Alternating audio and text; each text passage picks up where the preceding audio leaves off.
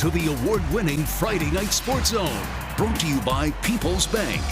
Get ready for all the plays, all the scores, and some great fan action.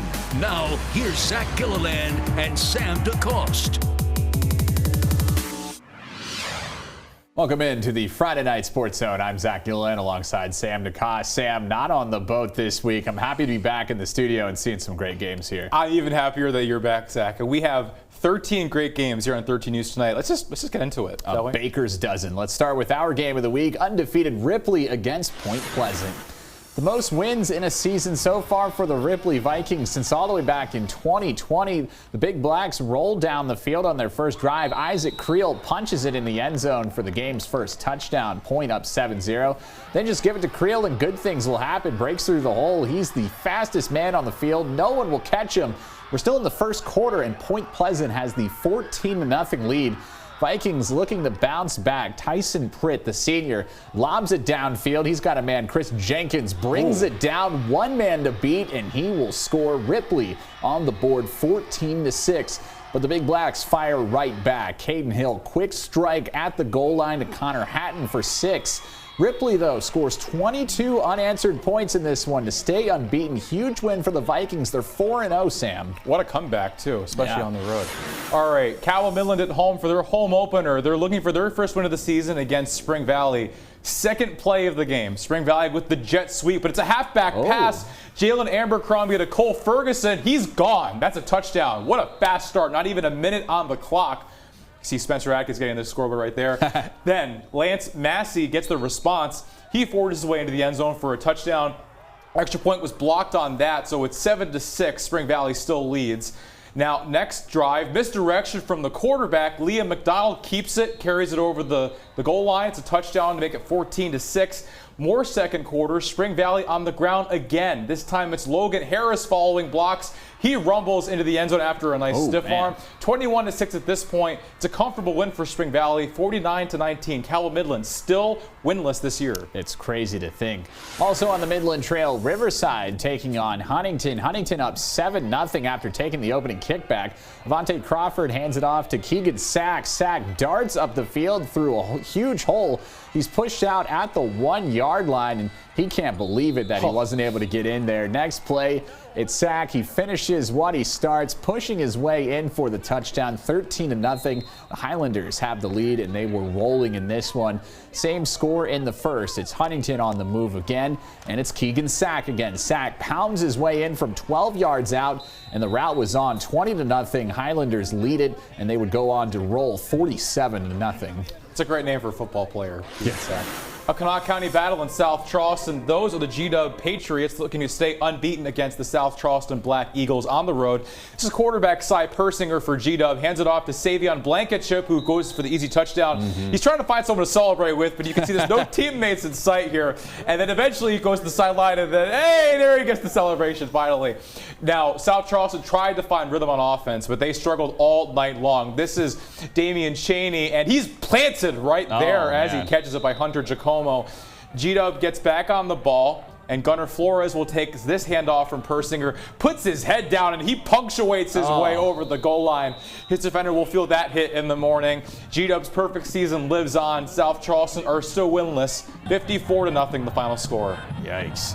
Next up, it's the Red Dragons home opener in St. Albans taking on the Capital Cougars.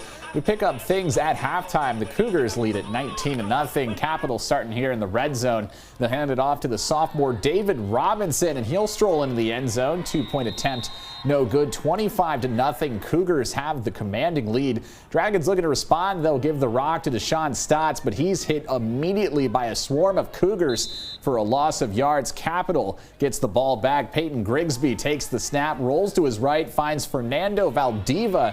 He picks up the first down, and Capital back in the red zone here, fighting for extra yards. And then Grigsby rolls to his left here. Watch this, Sam. He throws an absolute beauty of a ball, connects with Teray Rush through two defenders in the end zone. Cougars extend the lead, and they would roll to win 37-0 Capital. Let's go to Ohio for a battle of Central versus Southern Ohio. It's Ironton hosting Bishop Hartley from Columbus. First quarter, Ironton already up 7. Play action pass. Quarterback Braden Schreck finds the running back who makes a man miss. Zane Williams down the sideline eventually is dragged down short of the goal line. It's going to be goal to go for Ironton. A few plays later, Ironton pulls out the bag of tricks, a halfback toss. He tries throwing it to the end zone, even catches our cameraman Adam off guard, but it's intercepted by Jamari Stokes in the end zone. Still 7-0, but this is Shrek's swamp, Zach. So he says, leave the quarterbacking to me. Shrek rolls out. He finds Nick Seitz wide open in the flat. He walks untouched into the end zone for the touchdown. Late second quarter, Shrek takes the ball himself for the quarterback draw, breaks the plane, another touchdown for the Fighting Tigers. This Ironton offense has layers. Fighting Tigers win 41-0. I'm sure you've seen this movie, Shrek. Never graduate, Braden, please. In Wayne County, the 4th-ranked Pioneers hosting Winfield. A tough battle here in the first quarter. Generals with the ball. Easton Pinkerton drops back. He makes the connection with Toby Lafferty. Lafferty makes the run, diving into the end zone for the touchdown. Extra points good. Generals lead 7-zip. In the second quarter, Pioneers looking to make a comeback. Ronnie Staley gets the ball, trying to get around this defense. Finds an opening, showing some power. Takes about everyone on the defense to tackle him for the first down. Pioneers, though, unable to score on that drive. End of the first half, Generals once again with the ball. Pinkerton has the ball following a group of linemen. A little bit of a tush push there as he scores. Generals would take the lead 14-0, but Wayne scores 26 straight to stay undefeated. Another great comeback. Let's go to Logan County. The Tigers are back in town. Their eyes are on the Nitro Wildcats. See what I did there? Music I do. Analogy. First quarter, Nitro go for it on 4th down. Quarterback Josh Moody rolls out to his right. Malachi Thompson makes the catch and cuts to the inside, makes a man miss. That's a big first down. He gets the yards after the catch. A few plays later, they hand it off to Eli Littlejohn. He's so shifty in the middle of the field. Yeah. He gets into the end zone for the touchdown. It's Wildcats up 7-0. Next Nitro drive, it's Littlejohn again. He goes to the left, doesn't like what he sees, so he goes to the right. He finds the edge, and there he goes. It's a foot race down the sidelines. He eventually runs out of real estate, and he almost takes me out in the process, but he sets it up goal to go. He would score a few plays later. 34-21 win for the Wildcats.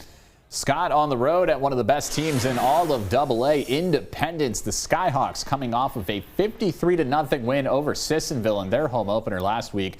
Scott, we started moving on offense. This is quarterback Nate Easterling over the middle to Carson Brenniger for a big game. That wouldn't amount to anything on that drive because just a few plays later, it would be on 4th down. Easterling misses his target, and the Patriots would take over, and Independence would answer. Brock Green, the freshman quarterback, connects with his target for the big game. They would cap off that drive just a few plays later with a touchdown. Scott falls in a close one, 30-24.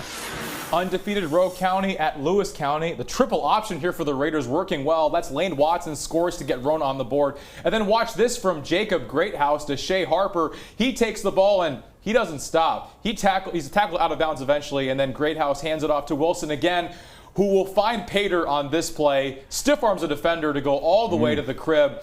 This Minutemen pass to Alex Goodwin is going to be intercepted by the Raiders, and they take that one to the house for another Raiders touchdown. It was all Raiders all night long. 49-0 the final score. Another great start for Roane County. Nicholas County up north at Lincoln. They're in Shinston tonight. A great display of patriotism there. Second quarter scoreless, not for long. Cougars punt deep from their own territory. Lucas Milam fields it at the 42. Milam would return this all the way for a touchdown, giving the Grizzlies the 7-0 lead. Still in the second quarter, Grizzlies going with the long ball here. Colton Helms drops it deep to Spencer Kuiper, making the beautiful grab, then gets dragged all the way down to the 2-yard line. They would score just 2 plays later, going up 14-0. Final score 41-14. A big win for Nicholas County. They're back at 500. Ravenswood on the road at Doddridge County. Bulldogs came out fired up for this one, and their defense got off to a very fast start. This is Owen Curtis for Ravenswood at quarterback. Drops back to pass, but it's intercepted by Lyric Blake, who jumps the route. Doddridge in total control throughout this game. The Bulldogs take immediate advantage of that turnover. Their quarterback, Bryson Dixon, he'll roll out to the left. He finds Aiden James in the end zone. And look at this amazing grab. Moss is his defender. Man. It's a tough go for Ravenswood all night long. 41-6 the final in this game. Last week, Buffalo fell to their Putnam County rival, Poca. This week, they're hosting Van. First drive for the Bulldogs. The pitch to senior David Moore evades some tackles, takes this one all the way to the house for Van's first score. He's got some legs on him. However, just like their concession stand, the Buffalo, they would catch fire. Here, the Bison offense would catch fire. Caden Craig with a long pass hit sophomore Grant Webb for the touchdown. Speaking of touchdowns, next up for Van, they have their pass here picked off by Grant Weaver, takes it all the way back to the house. Buffalo wins 34-14. Hope everyone's okay. Yeah. Cooking up something special, I guess. Yeah, we've seen some great games. Our band of the week, the Chapmanville Tigers. We'll be right back. With a rendition to Take Me Home Country Roads.